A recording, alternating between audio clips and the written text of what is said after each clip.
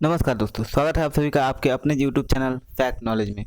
दोस्तों, हाजिर हूँ आपके सामने फिर से सीटेट से संबंधित महत्वपूर्ण प्रश्न प्रीवियस ईयर की सीरीज जो हम लोग शुरू किया था हम लोगों ने, उसको जो है हम लोग लेके आगे चल रहे हैं।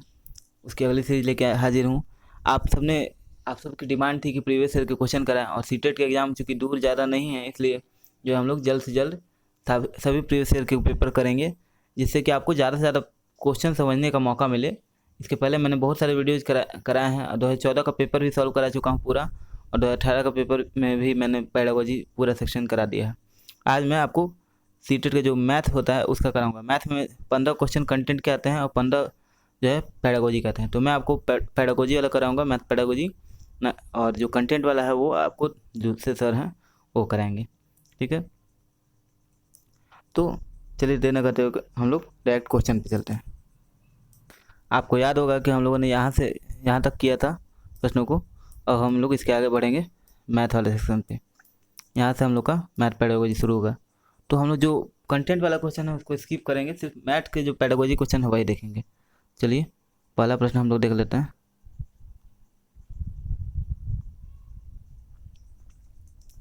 पहला प्रश्न हमारा, अशिक्षित दुकानदार द्वारा उपयोग किए जाने वाले गणित ऑप्शन सभी गणितीय समस्या को हल करने में बहुत उपयोगी है। ऑप्शन बी है में अस्पष्टता बहुत कम स्तर की शुद्धता है, अस्पष्टता बहुत कम स्तर की शुद्धता है। ऑप्शन नंबर थर्ड हमारा कि संबंधित समस्याओं को हल करने में वैकल्पिक रणनीतिक रूप में कक्षाओं में शिक्षकों द्वारा चर्चा की जानी चाहिए। ऑप्शन नंबर डी हमारा गणित कक्षा में उपयोगी नहीं है। तो इसका आंसर है ऑप्शन नंबर हमारा सी, यानी कि संबंधित समस्याओं को हल करने में वैकल्पिक रणनीतिक रूप में कक्षा में चर्चा की जानी चाहिए, शिक्षकों द्वारा चर्चा की जानी चाहिए। आंसर हो जाएगा हम लोग का 3। ठीक है, अब देखिए कैसे होगा, इसको हम लोग डिस्कस कर लेते हैं। आपको पता है कि सारे क्वेश्चन को हम लोग डिस्कस करते हैं। हमारा ध्येय यहाँ पे ये नहीं है, हमारा लक्ष्य ये नहीं है कि सिर्फ क्वेश्चन करके निकल गए। हम लोग क्वेश्चन को एक एक क्वेश्चन को डिस्कस करते हैं, ताकि वैसे क्वेश्चन आपको आगे देखने को मिले, सीटेट में अवश्य देखने को मिलेंगे, तो आपसे वो क्वेश्चन छूटे ना। ठीक है, तो चलिए हम लोग देख लेते हैं। कह रहा है कि अशिक्षित दुकानदार जो होता है, दुकानदार नॉर्मल दुकानदार, उसके द्वारा उपयोग किया जाना जो गणित होता है उसमें जो है उसको वो गणित क्या है। तो देखिए उससे संबंधित स्टेटमेंट दिया है, तो उसमें ये स्टेटमेंट हमारा सही होगा कि जो गणित होता है उससे संबंधित समस्याओं को हल करने में वैकल्पिक रणनीतिक रूप में कक्षाओं में चर्चा की जानी चाहिए शिक्षकों द्वारा। क्यों, इससे देखिए इससे क्या होगा कि जैसे हम लोग नहीं होता है कि हम लोग लाभ हानि वगैरह कराते हैं, क्लास में पढ़ाते हैं कक्षा में, तो लाभ हानि में नॉर्मल हम लोग क्या करते हैं कि 1 रुपये की एक पेन इतने में मिलती है, तो 50 पेन कितने में मिलेगी, और वो पेन जो है राम जो है ये खरीदा, उसने इतने रुपये में बेच दिया। ठीक है, तो कितने का लाभ हुआ या कितने का हानि हुआ, ऐसे हम लोग बताते हैं। इससे क्या होता है, इससे उनको दैनिक जीवन में जो समस्याएं होती हैं, दैनिक जीवन में जो परचेजिंग करने में वगैरह में जो गणित का यूज होता है उसको सीखने में उनको मदद मिलती है। तो वैसे ही जो दुकानदारों द्वारा जो गणित यूज किया जाता है उसको हम लोग वैकल्पिक रूप से, अगर हम रणनीतिक रूप में कक्षा में शिक्षक द्वारा चर्चा किया जाएगा, हम लोग के द्वारा चर्चा किया जाएगा, तो उससे क्या होगा, उससे जो बच्चों में है दैनिक जीवन में जो समस्याएं हैं उनके बारे में उनको गणित के प्रति समझ बढ़ेगी, और दैनिक जीवन में यूज कैसे करते हैं उसको ये जो है समझ पाएंगे। अगला प्रश्न है हमारा, एक एक शिक्षक को गणित कक्षा में बच्चों के एक विषम समूह को कैसे संभालना चाहिए। ऑप्शन है हमारा, एक ही कक्षा में सभी बच्चों को एक साथ समूहित रखकर। ऑप्शन बी है, अलग अलग क्षमताओं वाले बच्चों को एक दूसरे के साथ समूहित रखकर ताकि वे एक दूसरे से सीख सकें। ऑप्शन सी है हमारा, कम क्षमता वाले बच्चों के अनुसार कक्षा में प्रश्न हल करके और उच्च क्षमता वाले बच्चों को जटिल प्रश्न गृह कार्य के रूप में देकर। ऑप्शन डी है हमारा, एक ही क्षमता वाले बच्चों को एक साथ समूहित रखकर उनकी क्षमता के अनुसार प्रश्न देकर। तो इसका आंसर क्या हो जाएगा, इसका हमारा हो जाएगा आंसर ऑप्शन नंबर बी, यानी कि ऑप्शन नंबर बी हम लोग का अलग अलग क्षमताओं वाले बच्चों को एक साथ समूहित रखकर ताकि वे एक दूसरे से सीख सकें। यानी कि आंसर बी हो जाएगा। अब क्या इसको कैसे होगा ये देख लेते हैं, इसको डिस्कस कर लेते हैं।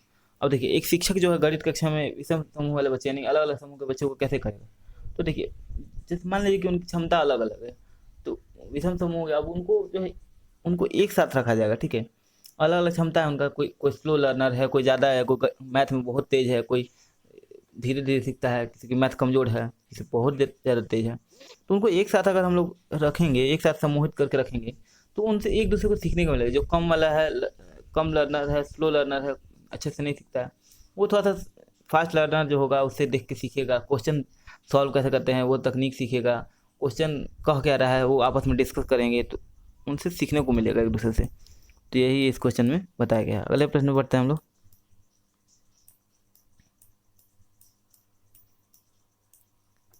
अगला प्रश्न हमारा, गणित में सीखने के प्रतिफल इसलिए विकसित किए गए हैं ताकि, ऑप्शन देख लेते हैं। ऑप्शन नंबर ए है, विभिन्न शैक्षिक सर्वेक्षणों में बच्चों की उपलब्धि बढ़ाया जाए। ऑप्शन बी है हमारा,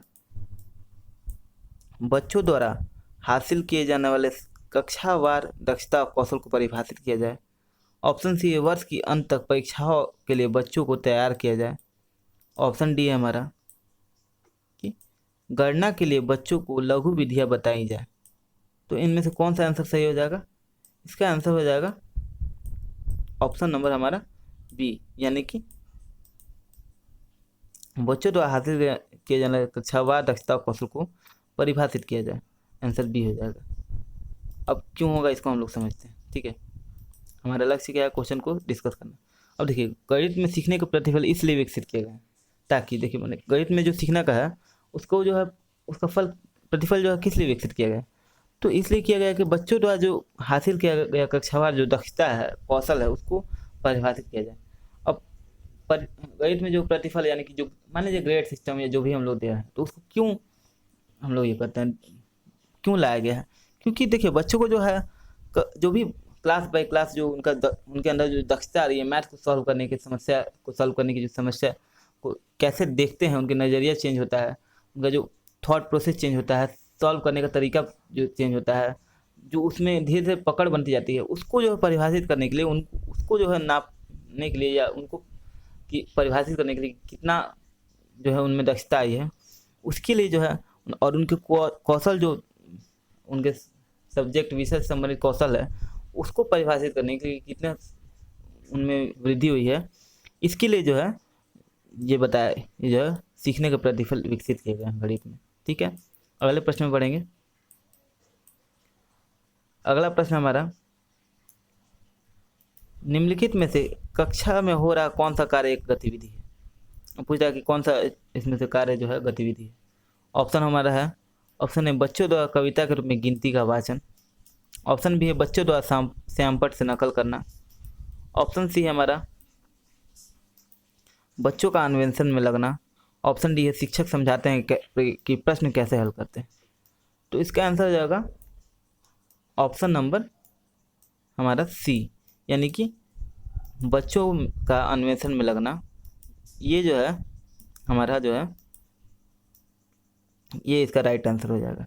ये गतिविधि का उदाहरण है, ठीक है। पूछा कि कौन सा जो है गतिविधि है, कक्षा में कौन सा गतिविधि कार्य जो है गतिविधि है, कक्षा में ये सारे कार्य है उसमें से कौन सा गतिविधि कहलाएगा? तो ऑप्शन नंबर बी, यानी बच्चों का अन्वेषण में लगना, खोज में लगना, सोच में लगना, ठीक है। इसको जो हम लोग जो है गतिविधि कहेंगे, ठीक है। अगले प्रश्न में बढ़ते हैं। अगला प्रश्न हमारा,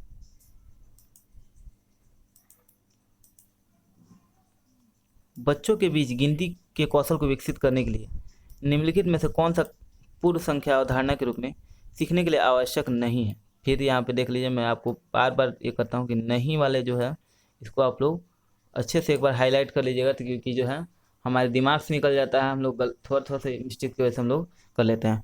और जनरली हम लोग इसको भले वो डार्क कलर से दिया और नहीं को पेपर में क्या करता है कि डार्क कलर से दिया रहता है, लेकिन फिर भी आपको एक बार वहाँ पेन चला लेना है। क्यों? क्योंकि आपको वो दिमाग में उस तरह से बैठा रहेगा।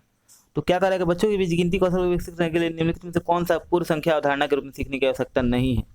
ऑप्शन देखेंगे, क्रमबद्धता, ऑप्शन बी है संख्या का यादृच्छिक रूप से पढ़ना, ऑप्शन सी समूह बनाना, ऑप्शन डी है एक एक संगतता। तो इसका आंसर क्या हो जाएगा? इसका आंसर हो जाएगा ऑप्शन नंबर बी, यानी संख्या का जो है उसको जो है नाम जो है संख्या नाम वो यादृच्छिक रूप से, यानी कि जो है रैंडमली पढ़ना, यादृच्छिक होता है रैंडमली पढ़ना, उसको जो है हम लोग संख्या का नाम रैंडमली पढ़ते हैं।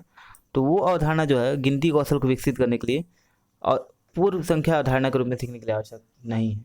बाकी क्रमबद्धता हो गया, ठीक है, समूह बनाना हो गया, एक एक संगतता जो है गिनती हम लोग सिखा रहे हैं मान लीजिए, ठीक है, तो बच्चे को जो है लाइन क्रमबद्धता से पढ़ाएंगे या फिर समूह बना के पढ़ाएंगे, एक एक संगतता से पढ़ाएंगे, लाइन बाय लाइन, ठीक है। लेकिन जो है जो संख्या का नाम रैंडमली पढ़ेंगे, ठीक है, उससे क्या होगा, उनमें कहाँ संख्या के जो है अवधारणा विकसित होगी, तो इससे जो है संख्या की अवधारणा विकसित नहीं होगी। अगला प्रश्न पढ़ते हैं।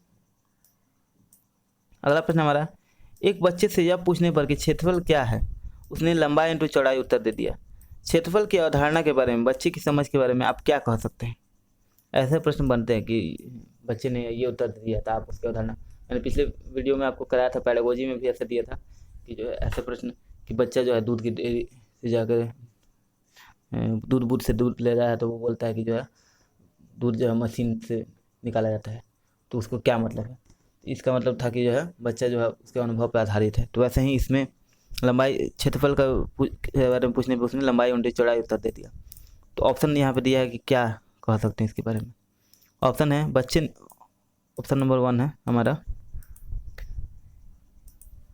ऑप्शन नंबर 1 हमारा, बच्चे ने किसी भी बंद आकार के क्षेत्रफल के सामान्य विचार को आयत के क्षेत्र के रूप में उपयोग किया है, ठीक है। ऑप्शन बी है बच्चा सही कह रहा है कि क्षेत्रफल लंबाई इंटू चौड़ाई है। ऑप्शन सी है हमारा, बच्चा क्षेत्रफल और परिमाप की अवधारणा के बीच उलझन में है। ऑप्शन नंबर डी है हमारा, बच्चे को क्षेत्रफल की अवधारणा के बारे में कोई जानकारी नहीं है, ठीक है। तो इसका जो है हमारा राइट आंसर हो जाएगा ऑप्शन नंबर ए, यानी कि बच्चे ने किसी भी बंद आकार के क्षेत्रफल के सामान्य विचार को आयत के क्षेत्रफल के रूप में उपयोग किया है, ठीक है, ये इसका राइट आंसर हो जाएगा। अगले प्रश्न पढ़ेंगे।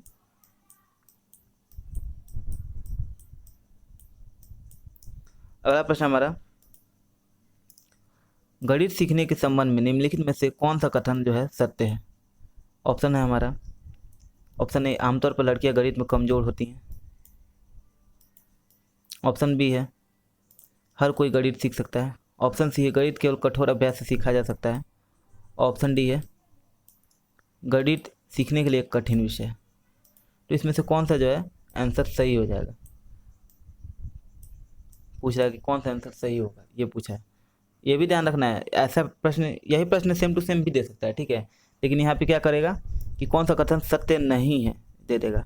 अब सत्य नहीं होगा तो केवल, तो बहुत सारी चीज़ें हो सकती हैं, लेकिन उसमें अगर ऐसा टाइप का ऑप्शन दे दिया आमतौर पर लड़कियां गणित में कमजोर होती हैं, तो ये आंसर तो आप देख के ही जो है इसको टिक मारोगे। क्यों? क्योंकि ऐसा तो है नहीं कहीं कि लड़कियां कमज़ोर होती हैं, ऐसा कहीं नहीं होता है। गणित में लड़कियां भी तेज़ हो सकती हैं, गणित में तेज़ होती भी हैं, ठीक है।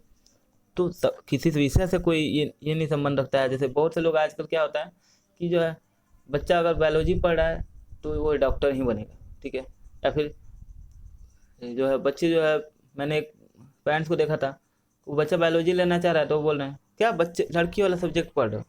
अब बताइए, बायोलॉजी लड़की वाला सब्जेक्ट है क्या? या फिर मैथ है तो कौन सा तुमको इंजीनियर बनना है? अरे मैथ पढ़ने का मतलब इंजीनियर ही बनेंगे, कोई और चीज़ नहीं। उसके रुचि का विषय है, वो रुचि के अनुसार पढ़ना चाहता है, लेकिन लोग का अवधारणा बदलने की जरूरत है। तो यहाँ पे इसका ऑप्शन हो जाएगा आंसर बी, यानी कि गणित हर कोई सीख सकता है, ठीक है। अब देखिए इसको डिस्कस कर लेते हैं। कह रहा है कि गणित सीखने के संबंध में कौन सा कथन सत्य है, तो इसका आंसर हो जाएगा गणित हर कोई सीख सकता है, यानी कि ये सही है कि चाहे वो लड़का हो, लड़की हो, या फिर कोई भी जेंडर से रिलेटेड नहीं है, बड़ा हो छोटा हो, हर कोई गणित सीख सकता है। लेकिन बाकी सारी चीज़ें सत्य तो हो सकती हैं, लेकिन कुछ चीज़ें असत्य, जैसे आमतौर पर लड़कियां गणित में कमजोर होती हैं, ये गलत है।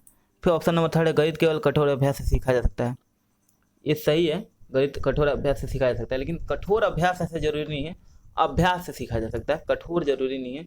और आप रेगुलर कर रहे हो तो आपको धीरे धीरे गणित का अभ्यास जो है करने से सीखा जा सकता है यहाँ। लेकिन गणित सीखने के लिए कठिन विषय है, ये भी गलत है। गणित सीखने के लिए कठिन विषय नहीं है। कोई भी विषय कठिन या आसान नहीं होता।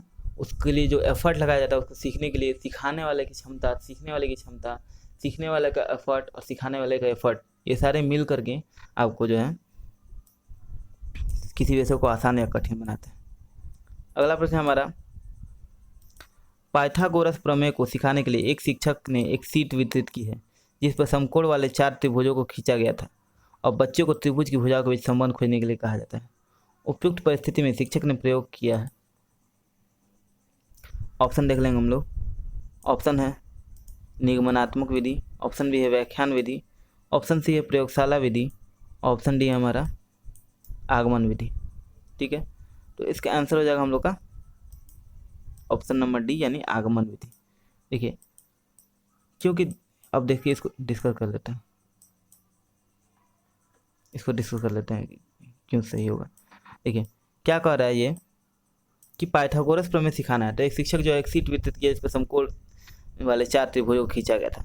बच्चे जो है त्रिभुज की भुजा को संबंध खोजने के लिए उनको कहा जाता है। ठीक है, अब क्या है इससे क्या होगा कि बच्चे कुछ पहले आपको जो है उदाहरण दिया जा रहा है। ठीक है, उदाहरण दिया जा रहा है, उसके बाद से आपको जो है पहले आपको सीट दे दिया गया, उस पर समकोण त्रिभुज बना गया। उसके बीच अब आपको संबंध खोजने को कहा जाएगा कि इनके कोणों के बीच, चारों भुजा के बीच संबंध खोजो। वो खोजेंगे कि जो है कोण जो है सामान्य है, तब उनको जो ये बताया जाएगा कि देखो कोण सामान्य है, यानी कि जो इसका कोण सामान्य हो वो समकोण त्रिभुज होता है। ये चीज़ अब उदाहरण दे देगा, फिर उसके से जो थ्योरी है या जो नियम है उसके तरफ लेके गया। तो ये चीज़ें आपको आगमन विधि में होती है। अगले प्रश्न पढ़ते हैं। अगला प्रश्न हमारा, निम्नलिखित में से कौन सा कथन संकल्पना मानचित्र के बारे में सत्य नहीं है। फिर यहाँ पे नहीं, ध्यान से कर लेना। ऑप्शन है संकल्पना मानचित्र केवल शिक्षकों द्वारा बनाया जाना चाहिए। ऑप्शन बी है संकल्पना मानचित्र प्रकृति में पदानुक्रमित है। ऑप्शन सी है संकल्पना मानचित्र नए शिक्षक को पूर्व ज्ञान से जोड़ने में सहायक है।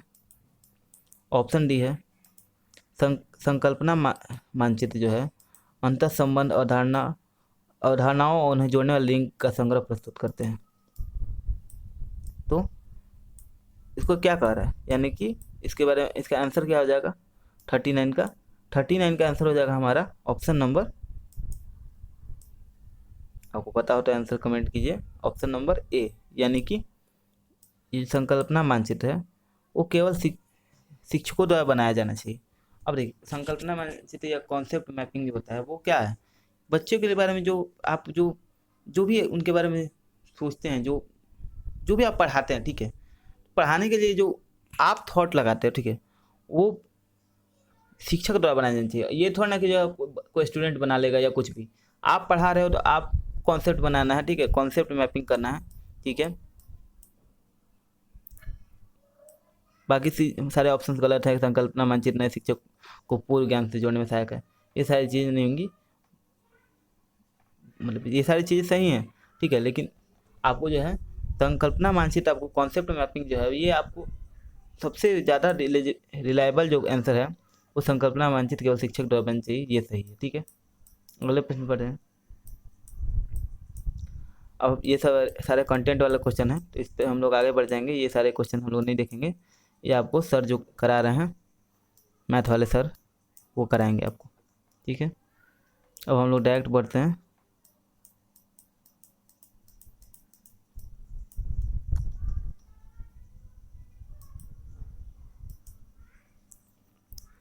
अब हम लोग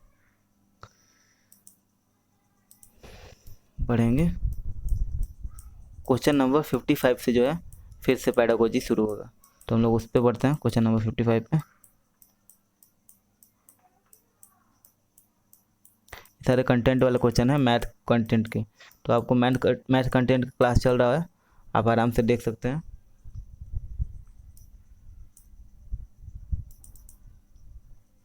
ये आ गया हमारा पेडागोजी का क्वेश्चन।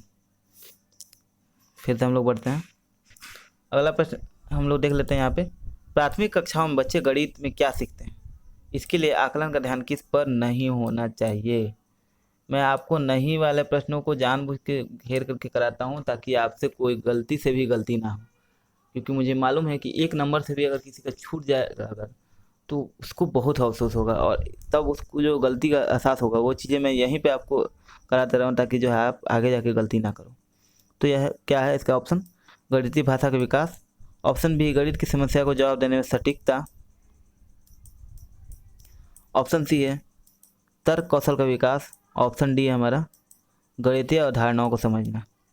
तो इसका आंसर क्या हो जाएगा, इसका हमारा आंसर हो जाएगा ऑप्शन नंबर बी। देखिए सॉरी, इसका आंसर हो जाएगा बी, यानी गणित की समस्या को जवाब देने में सटीकता। ये इसका आंसर हो जाएगा ऑप्शन नंबर बी। क्यों, अब देखिए इसको समझ लेते हैं। देखिए प्राथमिक कक्षाओं में जो बच्चे गणित सीखते हैं, गणित में क्या सीखते हैं, तो इसका आकलन जो होता है, तो आकलन का ध्यान जो है, इस जो आकलन किया जाता है उस पर क्या चीज़ पे ध्यान नहीं दिया जाता है। तो बाकी चीज़ों पे ध्यान दिया जाता है, जैसे गणितीय भाषा का विकास, तर्क कौशल का विकास, गणितीय अवधारणा को समझना, ये सब पे ध्यान दिया जाता है। लेकिन गणित की समस्याओं को जवाब देने में सटीकता जो है, ये चीज़ पे ध्यान नहीं दिया जाता, आकलन किया जाता है गणित में। जो प्राथमिक शिक्षा या एलिमेंट्री एजुकेशन जो होता है, एलिमेंट्री क्लासेज जो है, उसमें आपको जो भी गणित पढ़ाया जाता है उसका जो आकलन किया जाता है, मूल्यांकन किया जाता है, उसमें जो है सटीकता पे नहीं किया जाता, क्योंकि बच्चे जरूरत होने कि एकदम सटीक जवाब दें, श्योर जवाब दें, सही जवाब दें। बच्चे गलती भी करेंगे, गलती करेंगे तभी तो सीखेंगे, कि गलती सीखने की पहली सीढ़ी है। ठीक है, अगले प्रश्न में बढ़ेंगे। अगला प्रश्न है हमारा, प्रारंभिक कक्षाओं में एक गणितीय अवधारणा के विकास में निम्नलिखित निर्देशों को अनुक्रम किस प्रकार किया जाना चाहिए। ऑप्शन देखते हैं हम लोग। ऑप्शन है हमारा चित्र बनाना। ऑप्शन बी है हमारा प्रतीकात्मक प्रतिनिधित्व का उपयोग करना। ऑप्शन सी है हमारा अनुभव प्रदान करना। ऑप्शन डी भाषा के माध्यम से समझाना। तो इसका आंसर हो जाएगा हम लोग का ऑप्शन नंबर ए, यानी कि चित्र बनाना, ये इसका आंसर हो जाएगा। अब देखिए क्यों, प्राथमिक कक्षा में जो गणितीय अवधारणा है उसके विकास के लिए निम्नलिखित निर्देश का अनुक्रम किस प्रकार किया जाना चाहिए। तो सॉरी, इसका आंसर हो जाएगा यहाँ पे, ये हो जाएगा आंसर। ठीक है, क्यों, देखिए अनुक्रम यहाँ पे बताना था, तो आपको क्या करना है, पहले देखिए पहले तीसरा नंबर होगा। ठीक है, यानी कि पहले हम लोग अनुभव प्रदान किया जाएगा। ठीक है, फिर जो है आपको चौथा नंबर भाषा के माध्यम से समझाएंगे, फिर उसके बाद से हम लोग चित्र बनाकर समझाएंगे, उसके बाद से प्रतीकात्मक प्रतिनिधित्व का उपयोग करना सिखाएंगे। ठीक है, ये तरीका है। ठीक है, अगले प्रश्न में बढ़ते हैं हम लोग। एक बच्चे ने नीचे दिखाए गए अनुसार दो संख्याएं घटाई, 83 में से 27 जो घटाया तो 64 आ रहा है। अब इसको देखते हैं, निम्नलिखित में से कौन सा कथन जो है बच्चे के घटाव सीखने का जो है बोध कराता है।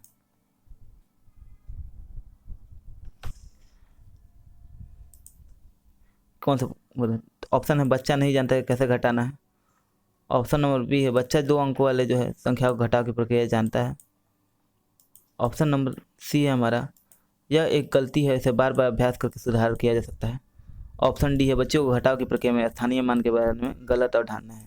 पिछले पेपर में जो 2014 वाला मैंने कराया था उसमें भी ऐसा टाइप का प्रश्न था, उसमें स्थानीय मान से संबंधित प्रश्न था वो। ठीक है, अब इसमें देखते हैं इसमें क्या है। इसका आंसर हो जाएगा ऑप्शन नंबर डी, यानी कि बच्चे को जो है वो घटाव की प्रक्रिया के बारे में जो है उसमें स्थानीय मान के बारे में गलत अवधारणा है। क्यों, देखिए अब देखिए 83 में से 27 घटाया। ठीक है, तो आप 3 में से 7 घटा रहा है। ठीक है, और 3 में से 7 घटा रहा है तो वो 4 लिख रहा है। क्यों, क्योंकि आपको देखिए वो समझ रहा है कि हम नीचे वाले में से ऊपर घटाएं, ऊपर वाले यानी बड़े में, उसको सोच रहा है कि बड़े वाले में से नीचे छोटा वाला घटा देना है। तो 7 में से 3 घटा दिया तो 4 आता है, तो ऐसे ही उसने नीचे से ऊपर घटा दिया है, उसने स्थानीय मान का ध्यान नहीं रखा है। फिर इसी तरह से इसने जो 8 में से जो 8 है, इस 8 में से 2 जो है घटाना था, तो क्या किया उसने क्या किया, 8 में से 2 घटा के 6 कर दिया। यानी कि इसका सीधा किया है लेकिन इसका जो है उल्टा कर दिया, ऊपर नीचे करके। उसको स्थानीय मान के बारे में जानकारी नहीं है कि उसको सही, ये बड़ा है और छोटा है तो उसको कैरी लेकर के सॉल्व करना चाहिए, तो इसके बारे में उसको नहीं पता। अगले प्रश्न में पढ़ेंगे। अगला प्रश्न है हमारा, अधिगम आकलन के चक्र को निम्नलिखित चरणों के क्रम में व्यवस्थित कीजिए। ऑप्शन ए है हमारा शिक्षक अधिगम के साथ एकीकृत आकलन। ऑप्शन बी है शिक्षक अधिगम और आकलन की योजना बनाना, उसका संगठन। ऑप्शन सी है रिपोर्ट का विकास। ऑप्शन डी है हमारा बच्चों के अधिगम और प्रगति की प्रतिपुष्टि रिपोर्ट और उसका संचार। अब देखिए यहाँ पे ये कह रहा है कि ऐसे प्रश्न बहुत सीटेट में बनते हैं, आपको ध्यान रखना होगा ये चीज़ें बहुत, आपको ऐसे टाइप के प्रश्न की इनफैक्ट आपको अभ्यास कर लेना चाहिए। ठीक है, मैं आपको जो इसकी पीडीएफ आपको टेलीग्राम में मिल जाएगी जब, ठीक है, वीडियो देखिएगा उसके बाद इसकी पीडीएफ इसके टेलीग्राम से उसी दिन मिल जाएगी। ठीक है, या फिर आपको वीक के लास्ट में आपको उसकी पूरा जो है आपको क्या किया जाएगा कि पूरा जो पेपर है उसको वीक के लास्ट में डाला जाएगा। क्यों? क्योंकि देखिए मान लीजिए मैंने पूरा वीक में आपको कराया पेपर को, ठीक है, तो जब पेपर आपको कराया अब अलग अलग करके थोड़े ना मिल सकता है, आपको पूरा पेपर दिया जाएगा, या फिर आप पेपर खुद से भी डाउनलोड कर सकते हो, नेट से मिल जाएगा वैसे। ठीक है, तो अगर आप वहाँ से जैसे टेलीग्राम से ज्वाइन करते हो, वहाँ से डाउनलोड करोगे तो हफ्ते के लास्ट में आपको मिलेगा, तो आप रिवीजन भी कर सकते हो, क्वेश्चन के आंसर देख सकते हो। उसमें से आप क्या करेंगे कि ऐसे टाइप के जो भी प्रश्न होंगे उसको आप अलग कर लोगे, ठीक है, स्क्रीनशॉट लेके, या फिर जो भी, या फिर यहाँ से स्क्रीनशॉट ले सकते हैं और उसको आप अलग करके लास्ट में बाद में अभ्यास करेंगे जरूर। ठीक है, अलग से अभ्यास करेंगे क्योंकि इसमें गलती होने के चांसेस रहते हैं। आपको यहाँ अनुक्रम बताना है कि 1 2 3 4 या 1 2 4 3 कौन सा होगा। तो यहाँ देखेंगे, यहाँ इसका आंसर हो जाएगा हम लोग का ऑप्शन नंबर डी, यानी कि ये वाला आंसर। पहले जो है दूसरा होगा, ठीक है, पहले दूसरा होगा, यानी शिक्षक अधिगम और आकलन की योजना बनाना, उसका संगठन करना। फिर उसके बाद से हम लोग पहला ऑप्शन यानी शिक्षक अधिगम के साथ एकीकृत आकलन करेंगे। फिर ऑप्शन नंबर 3 होगा कि प्रगति रिपोर्ट बनाएंगे। ठीक है, और उसके बाद से 4 नंबर बच्चे के अधिगम और प्रगति की प्रतिपुष्टि रिपोर्टिंग और उसका संचार करेंगे। ठीक है, अगला प्रश्न बढ़ते हैं हमारा सेकेंड लास्ट प्रश्न कि रोमन अंकों का उपयोग आमतौर पर हिंदू अरबी अंकों जैसी संख्याओं का लेखन में क्यों नहीं किया जाता है। ठीक है, तो ऑप्शन है रोमन अंकों को याद करना मुश्किल है। ऑप्शन बी है रोमन अंकों का उपयोग करके संख्याओं को बनाना एक जटिल कार्य है। ऑप्शन 3 है हमारा बच्चे अंग्रेजी वर्णमाला और रोमन अंकों में भ्रमित हो जाते हैं। और ऑप्शन डी है रोमन अंक स्थानीय मान का नियोजन नहीं करते, इसलिए इन अंकों का उपयोग करना मुश्किल होता है, उपयोग करके गणना करना मुश्किल होता है। तो इसका आंसर हो जाएगा ऑप्शन नंबर हमारा डी, यानी रोमन अंक स्थानीय मान का नियोजन नहीं करते हैं। ठीक है, इसलिए इन अंकों का उपयोग करके गणना करना जो है मुश्किल हो जाता है। अब देखेंगे क्यों नहीं किया, ये कह रहा है कि रोमन अंक का उपयोग, क्वेश्चन को समझने का प्रयास करेंगे कि रोमन अंक का उपयोग हिंदू अरबी जो अंक जैसी संख्या को लेखन में क्यों नहीं किया जाता। नहीं किया जाता, ठीक है, करना है, क्यों किया जाता है ये नहीं करना है, नहीं वाले प्रश्नों को आपको ध्यान से करना है। मैं बार बार इसलिए कर रहा हूँ ताकि आपसे गलती ना हो। अब क्यों नहीं किया जाता, तो देखिए मान लीजिए रोमन अंक हम लोग लिखते हैं, कैसे लिखते हैं रोमन अंक हम लोग ऐसे, फिर 2 लिखना है तो ऐसे लिखेंगे, फिर 3 लिखना है तो 3 अंक, फिर 4 लिखना है तो ऐसे करके लिखते हैं।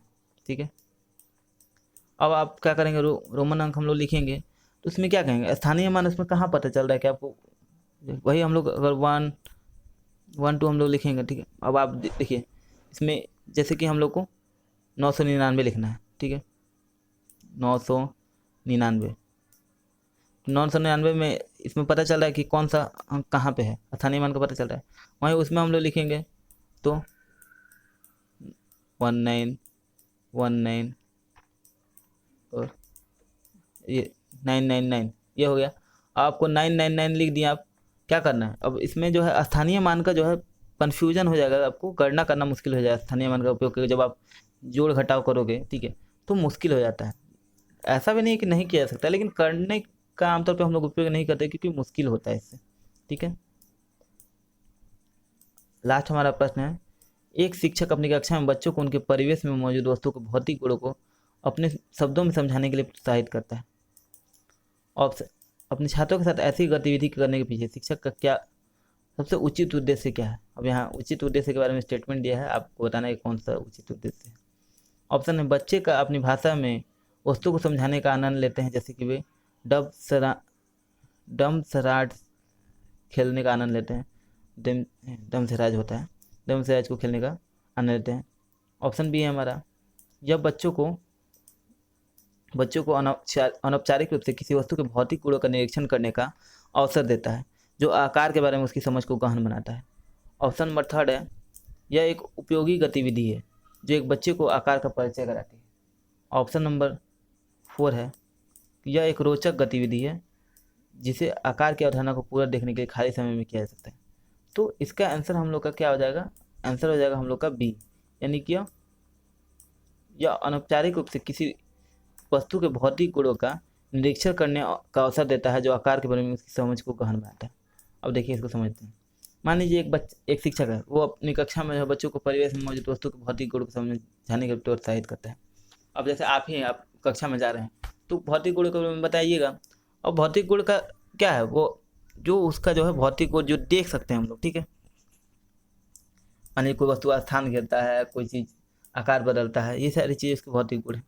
अब क्या करेंगे, तो ये जो ऑप्शन है हम लोग का, ऑप्शन नंबर बी, ये आपको क्या करेगा, बच्चों को अनौपचारिक रूप से, यानी औपचारिक कोई विधि नहीं है, लेकिन इससे क्या होगा, बच्चे जो है भौतिक गुणों का निरीक्षण करेंगे। वो देखेंगे, मान लीजिए कि टेबल जो है, टेबल वो स्थिर है, ये अपना आकार नहीं बदलता है, कठोर है, ये सारी चीज़ें, टेबल लकड़ी से बना है, ये सारी चीज़ें वो भौतिक गुणों का निरीक्षण करेंगे। इस तरह से बेंच हो गया, जो भी चीज़ें हैं, डस्टर हो गया, ब्लैक बोर्ड हो गया, सारी चीज़ें वो उनको भौतिक गुण का निरीक्षण करेंगे। ये औपचारिक विधि नहीं है, अनौपचारिक विधि है, और उसके आकार के बारे में गहन समझ को उनका विकसित करता है। तो इसी के साथ हमारा जो है मैथ पेडागोजी 2018 के दिसंबर वाला जो पेपर है, उसका मैथ पेडागोजी का सेक्शन समाप्त होता है। उम्मीद करता हूँ कि आपको क्वेश्चन पसंद आए होंगे, वीडियो पसंद आया होगा। वीडियो अगर पसंद आ रहा हो तो वीडियो को लाइक कीजिए, शेयर कीजिए अपने दोस्तों में। जो लोग सीटेट की तैयारी कर रहे हैं उनको अपने दोस्तों में शेयर कीजिए, ताकि जो है अगर किसी का भला हो तो आपके लिए भी भला ही होता है, ठीक है। आपके भी भविष्य में कभी ना कहीं कोई और आपकी मदद जरूर करेगा, आप किसी की मदद करेंगे तो उम्मीद करता हूँ कि आप भी लोगों में शेयर करेंगे। मिलते हैं अगली वीडियो में। अगले 2018 सीटेट दिसंबर 2018 के जो है हम लोग EVS या फिर हिंदी वगैरह प्रश्न को लेकर के हाजिर होंगे, क्योंकि हम लोगों ने पेडागोजी और मैथ पेडागोजी कर लिया, ठीक है। चाइल्ड पेडागोजी और मैथ पेडागोजी कर लिया, अब अगले सब्जेक्ट का हम लोग देखेंगे। मिलते हैं अगली वीडियो में, तब तक के लिए इजाज़त दीजिए। नमस्कार, जय हिंद, वंदे मातरम।